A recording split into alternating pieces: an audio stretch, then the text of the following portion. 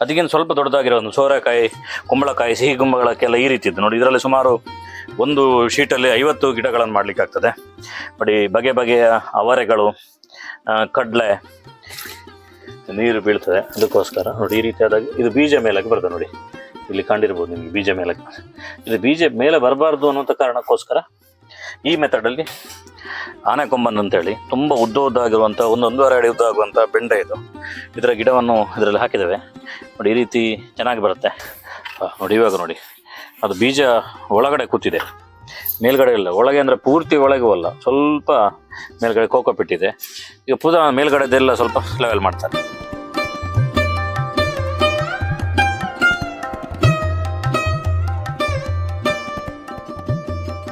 ಸಂಪೂರ್ಣ ಸಹಜ ಕೃಷಿ ಯೂಟ್ಯೂಬ್ ಚಾನಲ್ನ ಎಲ್ಲ ವೀಕ್ಷಕರಿಗೂ ನಮಸ್ಕಾರ. ನಾನು ಶಿವಪ್ರಸಾದ್ ಬಲೆಬೆಟ್ಟು. ನಾನಿವತ್ತು ನನ್ನ ಮನೆಯಿಂದ ನಿಮಗೋಸ್ಕರ ಒಂದು ಸಬ್ಜೆಕ್ಟನ್ನು ತಗೊಂಡು ಬಂದಿದ್ದೇನೆ. ಹೆಚ್ಚಾಗಿ ಜನರಿಗೆ ಏನು ಅಂತ ಹೇಳಿದ್ರೆ ಬೀಜಗಳು ಸಿಗ್ತದೆ ಮತ್ತು ಆ ಬೀಜವನ್ನು ಹೇಗೆ ಗಿಡ ಮಾಡೋದು ಅನ್ನುವಂಥ ಒಂದು ಪ್ರೋಸೆಸ್ನ ತೋರಿಸೋದಕ್ಕೋಸ್ಕರ ಬಂದಿದ್ದೇನೆ. ಇವತ್ತು ಯಾವ್ಯಾವ ವೆರೈಟಿಯ ಚಟ್ಟಿಗಳಲ್ಲಿ, ಯಾವ್ಯಾವ ರೀತಿಯ ಶೀಟ್ಗಳಲ್ಲಿ ಗಿಡ ಮಾಡ್ತೇವೆ ಅನ್ನುವಂಥದ್ದು ತೋರಿಸ್ತಾನೆ ನೋಡಿ. ಇದೊಂದು ವೆರೈಟಿಯ ಶೀಟ್ ಇದು. ಇದರಲ್ಲಿ ಒಂದು ಬಾರಿ ಸುಮಾರು 98 ಗಿಡಗಳನ್ನು, ಬೀಜಗಳನ್ನು ಇದರಲ್ಲಿ ಹಾಕಿ ಗಿಡವನ್ನು ಮಾಡಲಿಕ್ಕಾಗ್ತದೆ. ಇದಕ್ಕೆ ಹೆಚ್ಚಾಗಿ ಉಪಯೋಗ ಮಾಡೋದು ಕೋಕೋಪಿಟ್. ಅದು ಯಾಕೆ ಕೋಕೋಪಿಟ್ ಉಪಯೋಗ ಮಾಡಬೇಕು ಅನ್ನುವಂಥದ್ದನ್ನು ಕೂಡ ತುಂಬ ಡೀಟೇಲ್ ಆಗಿ ನಿಮಗೆ ತಿಳಿಸ್ತೇನೆ. ನೀವು ಈ ರೀತಿಯ ಶೀಟ್ಗಳು ಬೇರೆ ಬೇರೆ ಪ್ಲಾಸ್ಟಿಕ್ ಅಂಗಡಿಗಳು, ಆನ್ಲೈನ್ ಬೇರೆ ಬೇರೆ ಕಡೆಯಲ್ಲಿ ಸಿಗುತ್ತೆ. ಅದನ್ನಲ್ಲಿ ತಗೊಂಡು ನೀವು ಕರೆಕ್ಟಾಗಿ ಗಿಡವನ್ನು ಮಾಡ್ಬೋದು. ಎರಡನೇ ಪಾಯಿಂಟ್ ಇರುವಂಥದ್ದು, ನಿಮಗೆಲ್ಲರಿಗೂ ಕೂಡ ನಾನು ಒಂದು ಧನ್ಯವಾದ ಹೇಳ್ತೇನೆ. ಯಾಕೆಂದರೆ ನಾವು 2 ವರ್ಷದ ಹಿಂದೆ ಕೃಷಿಯ ಸಬ್ಜೆಕ್ಟನ್ನು ತೋರಿಸೋದಕ್ಕೋಸ್ಕರ ಮಾಡಿರುವಂಥ ಚಾನಲ್. ನಿಮ್ಮ ತುಂಬ ಚಾನಲ್ಗೆ ನೀವು ಸಬ್ಸ್ಕ್ರೈಬ್ ಆಗಿರ್ಬೋದು. ಆದರೆ ಈ ಚಾನಲ್ ಯಾಕೆ ಡಿಫ್ರೆಂಟ್ ಅಂತ ಹೇಳಿದ್ರೆ, ಇದರಲ್ಲಿ ಕೃಷಿ ಬಿಟ್ಟು ಬೇರೆ ಯಾವ ವಿಷಯವನ್ನು ತೋರಿಸೋದಿಲ್ಲ. ಅದರಿಂದಾಗಿ ನಿಮಗೆ ಈ ಚಾನಲ್ ನೀವು ಇಟ್ಕೊಂಡಿದ್ದೀರಿ ಅಂತ ಹೇಳಿದ್ರೆ, ಈ ಚಾನಲ್ ನಿತ್ಯ ನೋಡ್ತಿದ್ದೀರಿ ಅಂತ ಹೇಳಿದ್ರೆ, ಪ್ರತಿನಿತ್ಯ ನೀವು ಒಂದು ಕೃಷಿಯಲ್ಲಿ ಒಂದು ಹೊಸ ವಿಚಾರವನ್ನು ಕಲಿತಿದ್ದೀರಿ ಅಂತ ಅರ್ಥ. ಆ ಕಾರಣಕ್ಕೋಸ್ಕರ ನೀವು ನಿಮ್ಮ ಎಲ್ಲ ಸ್ನೇಹಿತರಿಗೆ ಇದನ್ನು ತಿಳಿಸ್ಬೇಕು. ಅದರ ಜೊತೆ 50,000 ಸಬ್ಸ್ಕ್ರೈಬರ್ ಕ್ರಾಸ್ ಆಗಿದೆ. ಅದಕ್ಕೋಸ್ಕರ ನಾನು ನಿಮಗೆ ಧನ್ಯವಾದ ಹೇಳೋದಕ್ಕೋಸ್ಕರ ಬಂದಿದ್ದೇನೆ. ಬನ್ನಿ, ಈ ಶೀಟಿಗೆ ಹೇಗೆ ಬೀಜವನ್ನು ಹಾಕುವಂಥದ್ದು ಅನ್ನುವಂಥ ಡಿಟೇಲ್ ಆಗಿರುವಂಥ ಮಾಹಿತಿಯನ್ನು ಕೊಡ್ತೇನೆ ನೋಡಿ. ಸ್ನೇಹಿತರೆ, ಈ ರೀತಿ ಒಂದು ಶೀಟನ್ನು ತಗೊಂಡಿದ್ದೇನೆ. ಇದಕ್ಕೆ ಕೋಕೋಪಿಟನ್ನು ಹಾಕ್ತೇನೆ. ಅದಕ್ಕೆ ಒಂದು ಬಾರಿ ಲೆವೆಲ್ ಆಗುವಾಗೆ ಹಾಕಬೇಕು ನೋಡಿ. ಇದು ನೋಡಿದಾಗ ಫುಲ್ ತುಂಬಿದ ಹಾಗೆ ಕಾಣ್ತದೆ, ಆದರೆ ಇದು ಫುಲ್ ತುಂಬಲಿಲ್ಲ. ಅದರ ಮೇಲೆ ಇನ್ನೊಂದು ಶೀಟನ್ನು ಇಡಬೇಕು ದೀಲೆಗೆ ನೋಡಿ. ಇನ್ನೊಂದು ಶೀಟನ್ನು ಇಡ್ತಾನೆ. ಇಟ್ಟು ಅದಕ್ಕೆ ಮೇಲ್ಗಡೆಯಿಂದ ಕೈಯಲ್ಲಿ ಒತ್ತಬೇಕು. ಆಗ ಅದು ಸ್ವಲ್ಪ ಒಳಗಡೆ ಹೋಗ್ತದೆ ನೋಡಿ. ನೋಡಿ, ಖಾಲಿ ಶೀಟಲ್ಲಿ ಒತ್ತಿದ ತಕ್ಷಣ ಅದು ಒಳಗಡೆ ಹೋಗ್ತದೆ ನೋಡಿ. ಇಲ್ಲೊಂದು ಸಣ್ಣ ಗುಂಡಿ ರೆಡಿ ಆಗುತ್ತೆ. ಕಳೆದ ಬಾರಿ ಒಂದು ನಾನು ವಿಡಿಯೋ ಹಾಕಿದ್ದೆ, ಅದರಲ್ಲೂ ಕೂಡ ಡೀಟೇಲ್ ಆಗಿ ತಿಳಿಸಿದ್ದೇನೆ. ಇದರ 2ನೇ ವಿಡಿಯೋ ಇದು ನೋಡಿ. ಈಗ ಒಂದು ಸಣ್ಣ ಗುಂಡಿ ಆಗಿದೆಲ್ಲ, ಇದಕ್ಕೆ ಬೀಜ ಹಾಕುವಂಥದ್ದು. ನಾಗಾಲ್ಯಾಂಡ್ ಇದೊಂದು ಚಿಲ್ಲಿ ಹಾಕುವಂಥದ್ದು ಬೀಜ. ಅತ್ಯಂತ ಖಾರದ ಚಿಲ್ಲಿದು, ನಾಗ್ ಮಿರ್ಚಿ ಅಂತ ಹೇಳ್ತಾರೆ. ಜಗತ್ತಿನ ಅತ್ಯಂತ ಖಾರದ ಮೆಣಸು. ಅದನ್ನು 2 3 ಇದೆಲ್ಲ ಹಾಕ್ಬೋದು. ಯಾಕಂದರೆ ಮೆಣಸು ತುಂಬ ಸ್ಟ್ರೆಂತ್ ಆಗಿರುವಂಥದ್ದು ಗಿಡ. ಆ ಕಾರಣಕ್ಕೋಸ್ಕರ ಅದು ಒಂದೇ ಹಾಕಬೇಕು ಅಂತಿಲ್ಲ. ಈಗ ನೋಡಿ, ಇದಕ್ಕೆ ಪೂರ್ತಿ ಬೀಜ ಹಾಕಿ ಆಗಿದೆ. ಇದರ ಮೇಲೆ ಈಗ ಕೋಕೋಪಿಟ್ ಹಾಕ್ತಾರೆ. ಬಡ್ಲೆ, ಬದನೆ ಮತ್ತು ಮೆಣಸು ಇದು ತರಕಾರಿಯಲ್ಲಿ ಅತ್ಯಂತ ಗಟ್ಟಿ ಗಿಡಗಳು.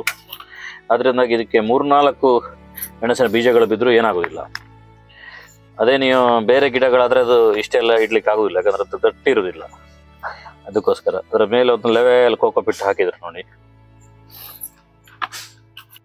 ನೋಡಿ, ಈ ರೀತಿ ಮೇಲ್ಗಡೆಯಿಂದ ಒಂದು ರೀತಿಯಲ್ಲಿ ಲೆವೆಲ್ ಮಾಡಬೇಕು. ಆಮೇಲೆ ಪುನಃ ಇನ್ನೊಂದು ಶೀಟನ್ನು ಮೇಲ್ಗಡೆಯಿಂದ ಹಾಕಿ ಅದನ್ನು ಪುನಃ ಗಟ್ಟಿ ಮಾಡಬೇಕು ನೋಡಿ. ಪುನಃ ಇಟ್ಟು ಟೈಟ್ ಮಾಡಿದರು.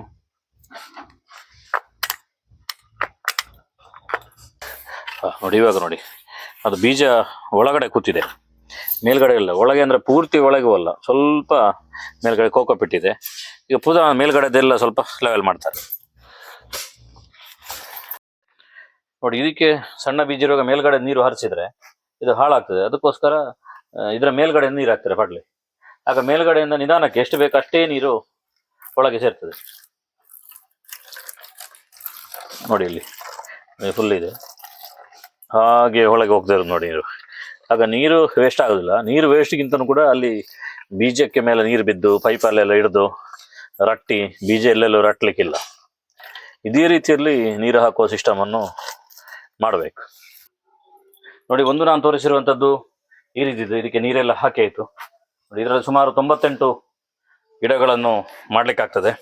ಅದಕ್ಕಿಂತ ಸ್ವಲ್ಪ ದೊಡ್ಡದಾಗಿರೋ ಒಂದು ಸೋರೆಕಾಯಿ, ಕುಂಬಳಕಾಯಿ, ಸಿಹಿ ಕುಂಬಳಕ್ಕೆಲ್ಲ ಈ ರೀತಿ ಇದ್ದು ನೋಡಿ. ಇದರಲ್ಲಿ ಸುಮಾರು ಒಂದು ಶೀಟಲ್ಲಿ 50 ಗಿಡಗಳನ್ನು ಮಾಡ್ಲಿಕ್ಕಾಗ್ತದೆ ನೋಡಿ. ಬಗೆ ಬಗೆಯ ಅವರೆಗಳು, ಕಡಲೆ, ಅದೇ ರೀತಿಯಲ್ಲಿ ಬೀನ್ಸ್ ಇದೆಲ್ಲ. ನಾನು ಮೊನ್ನೆ ನಾಗಾಲ್ಯಾಂಡ್ ಟೂರ್ಗೆ ಹೋಗಿದ್ದೆ. ಆ ಟೈಮಲ್ಲಿ ನಾನು ಕೃಷಿ ಅಧ್ಯಯನಕ್ಕೋಸ್ಕರ ಹೋದಾಗ ತಗೊಂಡ್ಬಂದಿರುವಂಥದ್ದು ನೋಡಿ. ಹೇಗಿದೆ ನೋಡಿ, ಒಂದು ಬೇರೆ ಬೇರೆ ವೆರೈಟಿ ಇದೆ ಇದರಲ್ಲಿ. ಅದಕ್ಕಿಂತ ಸ್ವಲ್ಪ ಸಣ್ಣದಾಗಿರುವಂಥ ಗಿಡಗಳನ್ನು ನೋಡಿ ಅದರಲ್ಲೇ ಮಾಡ್ಲಿಕ್ಕೆ ಆಗ್ತದೆ ನೋಡಿ. ಇದು ಕಾಣ್ತಿರ್ಬೋದು ನಿಮಗೆ ಜೋಳ. ಸುಮಾರು 5-6 ಕಲರ್ನ ಜೋಳ ಒಂದೇ ಜೋಳದಲ್ಲಿ ಬರ್ತದೆ. ಇದು ಯಾವುದು ಪಾಯಿಂಟ್ ಕೊಟ್ಟಿರುವಂಥದ್ದಲ್ಲ, ನಿಮಗೆ ಕಾಣ್ಬೋದು ಕಲರ್ ಕಲರ್ ಇರುವಂಥದ್ದು. ಅಲಸಂಡೆ ಹಾಕಿದ್ದೇವೆ.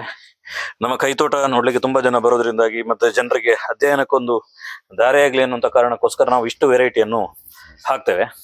ಅದಕ್ಕಿಂತ ಸ್ವಲ್ಪ ದೊಡ್ಡದಾಗಿರುವಂಥ ಗಿಡಗಳನ್ನು ಮಾಡ್ಲಿಕ್ಕಿದ್ರೆ, ತುಂಬಾ ಟೈಮ್ ಗಿಡಗಳನ್ನು ಮಾಡ್ಲಿಕ್ಕಿದ್ರೆ ನೋಡಿ ಈ ರೀತಿದ್ದು. ಇದು ಪರ್ಮನೆಂಟ್ ಸೆಟಪ್ ಇರ್ತದೆ ಇದರಲ್ಲಿ ಸುಮಾರು ಒಂದು 40 ಗಿಡಗಳನ್ನು ಮಾಡ್ಲಿಕ್ಕೆ ಆಗ್ತದೆ. ಅದು ತುಂಬಾ ಉದ್ದ ಇದೆ ನೋಡಿ. ಇದು ನೋಡಿ ಅದಕ್ಕಿಂತ ದೊಡ್ಡದಾಗಿರುವಂಥದ್ದು ಒಂದು ಗ್ಲಾಸ್ ಇದ್ದಾಗಿರ್ತದೆ ನೋಡಿ. ಎಷ್ಟು ಹೈಟ್ ಇದೆ ನೋಡಿ. ಇದಕ್ಕೆ ಹೋಲಿಕೆ ಮಾಡಿದ್ರೆ ನಿಮ್ಗೆ ಗೊತ್ತಾಗುತ್ತೆ. ತುಂಬಾ ಟೈಮ್ನವರೆಗೆ ಗಿಡಗಳನ್ನು ಇದರಲ್ಲಿ ಇಡ್ಬೋದು. ಈ ರೀತಿ ದೊಡ್ಡ ದೊಡ್ಡದು ಮಾಡಿದ ಮೇಲೆ ಈ ರೀತಿಯ ಬೇರೆ ಬೇರೆ ವೆರೈಟಿಯ ಗಿಡಗಳು, ಬೀಜಗಳನ್ನೆಲ್ಲವನ್ನು ಕೂಡ ನೋಡಿ ಈ ರೀತಿಯ ನೀರಲ್ಲಿ ನಾವು ಹಾಕಿರ್ತೇವೆ. ಯಾಕೆಂತ ಹೇಳಿದ್ರೆ ಒಂದು ರೌಂಡು ಸ್ವಲ್ಪ ಸ್ಮೂತ್ ಆಗ್ತದೆ, ಮೊಳಕೆ ಬರಲಿಕ್ಕೆ ಸುಲಭ ಆಗ್ತದೆ ಅನ್ನುವಂಥ ಕಾರಣಕ್ಕೋಸ್ಕರ.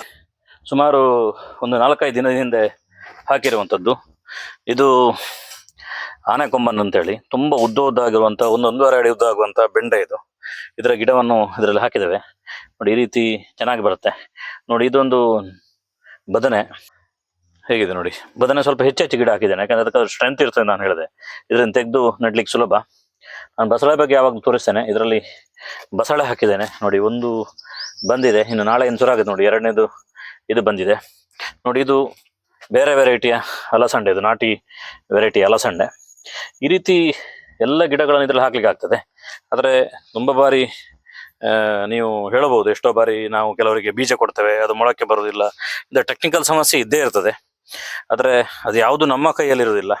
ನಾವು ಮ್ಯಾಕ್ಸಿಮಮ್ ಪ್ರಯತ್ನ ಪಡ್ತೇವೆ. ಅದಾದಮೇಲೆ ಅದು ಮೊಳಕೆ ಬರಬೇಕಾ ಬೇಡವಾ ಅನ್ನುವಂಥದ್ದು ದೇವರ ಕೈಯಲ್ಲಿರುವಂಥದ್ದು ನೋಡಿ. ನಾವು ಕೂಡ ಹಾಕಿದ್ದು ನೋಡಿ. ಇಲ್ಲಿ ಮೊಳಕೆ ಇಲ್ಲ ನೋಡಿ. ಇಲ್ಲಿ ಮೊಳಕೆಯೇ ಬರಲಿಲ್ಲ ನೋಡಿ. ಇಲ್ಲಿ ನೋಡಿ ಅಲಸಂಡೆ ಎಷ್ಟು ಹಾಕಿದ್ದೇವೆ ಅಂತೇಳಿ. ಸುಮಾರು ಒಂದು 25 ಹಾಕಿದ್ದೇವೆ. ಅದರಲ್ಲಿ ನಿಮ್ಗೆ ಕಾಣ್ತಿರುವಂಥದ್ದು 5 ಗಿಡಗಳು ಮಾತ್ರ. ಅಂದರೆ ಯಾವುದು ನಮ್ಮ ಕೈಯಲ್ಲಿ ಇರುವುದಿಲ್ಲ ನೋಡಿ. ವೆರೈಟಿಯ ತರಕಾರಿ ಗಿಡಗಳು ನಮ್ಮ ಹತ್ರ ಇದ್ದೇ ಇರ್ತದೆ ನೋಡಿ. ಗುಳ್ಳ ಬದನೆ ಆಗ್ಲಿಕ್ಕೆ ಪ್ರಾರಂಭ ಆಯಿತು. ನೆಟ್ಟು ಸುಮಾರು 30 ದಿನ ಆಗ್ತಾ ಬಂತು. ಉದ್ದ ಬದನೆ ಆಗ್ಲಿಕ್ಕೆ ಪ್ರಾರಂಭ ಆಯಿತು. ಎಲ್ಲ ಆಗ್ಲಿಕ್ಕೆ ಪ್ರಾರಂಭ ಆಗಿದೆ ನೋಡಿ. ಈ ರೀತಿ ತರಕಾರಿ ಗಿಡಗಳು ಕೂಡ ನಮ್ಮ ಹತ್ರ ಸಿಗ್ತದೆ ನೋಡಿ. ಇದು ಗುಳ್ಳ ಬದನೆದ್ದು ನೋಡಿ. ಇದು ಉದ್ದ ಬದನೆದ್ದು, ಇದು ಬ್ಯಾಡಗೆ ಮೆಣಸಿದ್ದು. ಈ ರೀತಿ ವೆರೈಟಿಯ ತರಕಾರಿ ಗಿಡಗಳನ್ನು ಕೂಡ ನೀವು ನಮ್ಮ ಹತ್ರ ತಗೋಬಹುದು. ಇದೊಂದು ಅತ್ಯಂತ ಸುಲಭವಾಗಿರುವಂಥ ಸಿಸ್ಟಮ್. ಈ ಟ್ರೇಗಳದ್ದು ಸಮಸ್ಯೆ ಏನು ಅಂತ ಹೇಳಿದ್ರೆ ನಾವು ನಿಮಗೆ ಕೊಡಬಹುದು, ಆದರೆ ಅದನ್ನು ಪೋಸ್ಟ್ ಮಾಡೋದು ಇನ್ನೊಂದು ಎಲ್ಲ ಭಾರಿ ಕಿರಿಕಿರಿ. ಅದರಿಂದಾಗಿ ನಿಮಗೆ ಲೋಕಲಲ್ಲಿ ಸಿಗುತ್ತೆ, ನರ್ಸರಿಗಳಲ್ಲಿ ಬೇರೆ ಬೇರೆ ಕಡೆಯಲ್ಲಿ ಹುಡುಕಿದಾಗ ನಿಮಗೆ ಸಿಗತ್ತೆ. ನೀವು ಅಲ್ಲಿಂದನೇ ತಗೊಳ್ಳಿ. ನೀವು ನಮಗೆ ಕಾಲ್ ಮಾಡಿದರೆ ಅದನ್ನು ನಾವು ಕೊಡಲಿಕ್ಕೆ ಕಷ್ಟ ಆಗ್ಬೋದು ನೋಡಿ. ಗುಳ್ಳ ಬದನೆ ಹೇಗಾಗಿದೆ ನೋಡಿ, ಒಳಗಡೆ ಉದ್ದ ಬದನೆಗಳು ನೋಡಿ. ಈ ರೀತಿ ಈಗ ನಾನು ತೋರಿಸಿರುವಂಥ ಗಿಡ ಬಿಟ್ಟು ನಾವು ಈಗ ಮಾಡಿರುವಂಥ ಗಿಡಗಳನ್ನೆಲ್ಲೂ ಕೂಡ ನಮ್ಮದು ಸೇಲ್ ಅಂತ ಇರುವುದಿಲ್ಲ. ಯಾಕೆ ಇರುವುದಿಲ್ಲ ಅಂತ ಹೇಳಿದ್ರೆ ನಾವಿದು ನಮ್ಮ ಕೈ ತೋಟಕ್ಕೆ ಮಾಡುವಂಥದ್ದು. ನೀವು ಬೀಜಗಳು ತಗೋಬಹುದು, ಅದನ್ನು ನೀವು ಈ ರೀತಿಯ ಸೆಟ್ಟಿಂಗ್ ಅಲ್ಲಿ ಮಾಡಬಹುದು. ಕೋಕೋಪಿಟ್ ನಿಮ್ಮ ಊರಲ್ಲೇ ಸಿಗ್ತದೆ, ಅಥವಾ ಶೀಟ್ಗಳು ನಿಮ್ಮಲ್ಲೇ ಸಿಗ್ಬೋದು, ಬೀಜಗಳು ಸಿಗ್ಬೋದು. ನಿಮ್ಮಲ್ಲಿ ಸಿಕ್ಕಿಲ್ಲ ಅಂದ್ರೆ ನನಗೆ ವಾಟ್ಸಪ್ಪಲ್ಲಿ ಕಾಂಟ್ಯಾಕ್ಟ್ ಮಾಡಿ ನೋಡಿ. ಇದನ್ನು ಮೇನ್ ಸೇಫ್ ಯಾಕೆ ಅಂತ ಹೇಳಿದ್ರೆ ಇದರಲ್ಲಿ ಇರುವೆ ತಗೊಂಡು ಹೋಗುವಂಥ ಪ್ರಾಬ್ಲಮ್ ಇರುವುದಿಲ್ಲ. ಯಾಕಂದ್ರೆ ಇದು ಮನೆ ಪಕ್ಕದಿದೆ ನೋಡಿ. ಇಲ್ಲಿ ಇಟ್ಟಿದ್ದೇನೆ.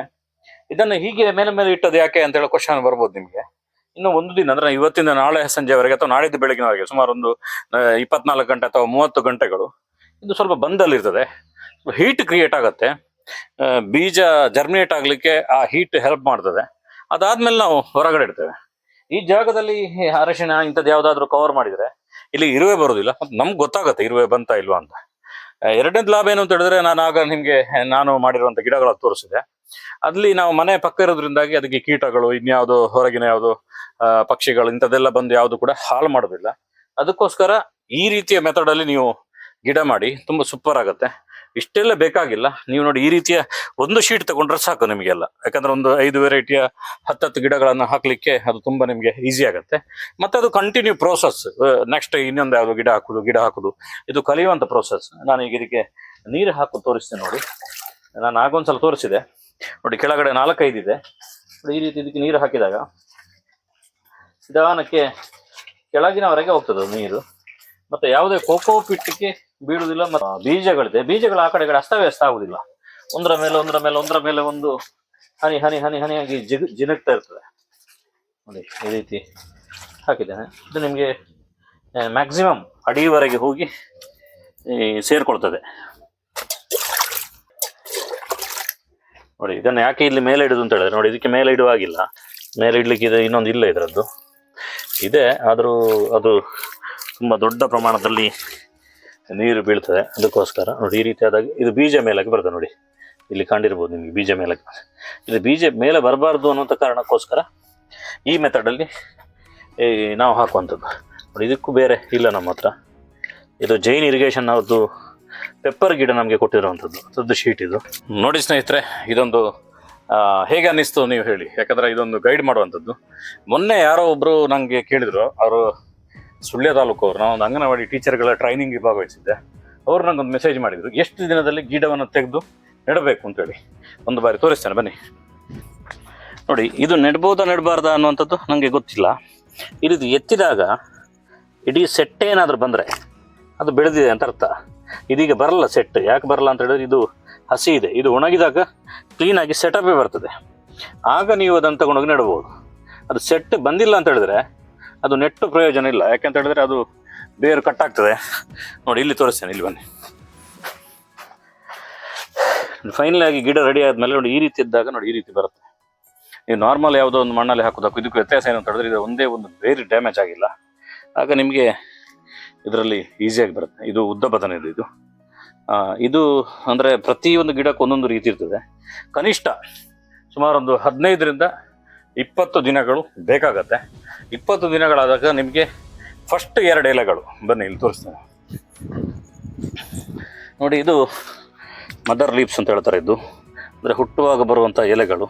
ಅದರಲ್ಲಿ ಚಿಗುರು ಬಂದಿದೆ ನೋಡಿ. ಇದು ಈ ಚಿಗುರಲ್ಲಿ ಈಗ ಯಾವುದು 2ನೇ ಎಲೆ ಬರ್ತದೆ, ಆಗ ತೆಗಿಲಿಕ್ಕೆ ಸುಲಭ ನೋಡಿ. ಇದು ಫಸ್ಟ್ ಎಲೆಗಳು 2. ಇದರಲ್ಲಿ ಚಿಗುರ್ಲಿಕ್ಕಿದೆ. ಅದು ಚಿಗುರ್ಲಿಕ್ಕೆ ಬಂದಾಗ ಅದನ್ನು ತೆಗಿಲಿಕ್ಕೆ ಸುಲಭ ಆಗುತ್ತೆ. ಆಗ ನಿಮಗೆ ತುಂಬ ಈಸಿಯಾಗಿ ಬರುತ್ತೆ ನೋಡಿ. ಇಲ್ಲಿ ನೋಡಿ, ಇದು ನೋಡಿ ಫಸ್ಟ್ ಇದು 2 ಎಲೆ ಇದು 2 ಎಲೆ ಬಂದಿದ್ದಾ, ಇದನ್ನು ತೆಗಿಲಿಕ್ಕೆ ಸುಲಭ ನೋಡಿ. ನಾನು ಹೇಳಿದ್ದು ಕರೆಕ್ಟ್ ಇದೆ ನೋಡಿ. ಎಷ್ಟು ಬೇರುಗಳಿದೆ ಒಂದು ಸಣ್ಣ ಗಿಡದಲ್ಲಿ. ಇದೊಂದು ಗೊಂಚಲ ಹೀರೆದು ಗಿಡ. ಇದರೊಂದು 2 ದಿನದಲ್ಲಿ ನೆಡಲಿಕ್ಕಿದೆ. ಇವತ್ತು ನಡಲಿಕ್ಕೆ ನನಗೆ ಪುರ್ಸೊತ್ತಿಲ್ಲ. ಈ ರೀತಿಯ ಒಂದು ಅಮೇಝಿಂಗ್ ಆಗಿರುವಂಥ ವೀಡಿಯೋಗಳು ನಮ್ಮಲ್ಲಿ ಬರ್ತಾನೆ ಇರ್ತದೆ. ನಿಮ್ಮ ಎಲ್ಲ ಸ್ನೇಹಿತರೊಟ್ಟಿಗೆ ಸೇರಿಕೊಂಡು ನಮ್ಮ ಚಾನಲ್ಗೆ ಒಂದು ಶುಭ ಹಾರೈಸಿ. ಅದೇ ರೀತಿಯಲ್ಲಿ 50,000 50K ಸಬ್ಸ್ಕ್ರೈಬರ್ ಆಗಿರೋದಕ್ಕೆ ನೀವೆಲ್ಲರೂ ಕೂಡ ಖುಷಿ ಪಡಿ. ಅದೇ ರೀತಿ ನಿಮ್ಮೆಲ್ಲ ಸ್ನೇಹಿತರಿಗೆ ಈ ರೀತಿ ಒಂದು ಸಂಗತಿ ಹೇಳಿ. ಸಂಪೂರ್ಣ ಸಹಜ ಕೃಷಿ ಯೂಟ್ಯೂಬ್ ಚಾನಲ್ನ ಎಲ್ಲ ವೀಕ್ಷಕರಿಗೂ ಧನ್ಯವಾದ.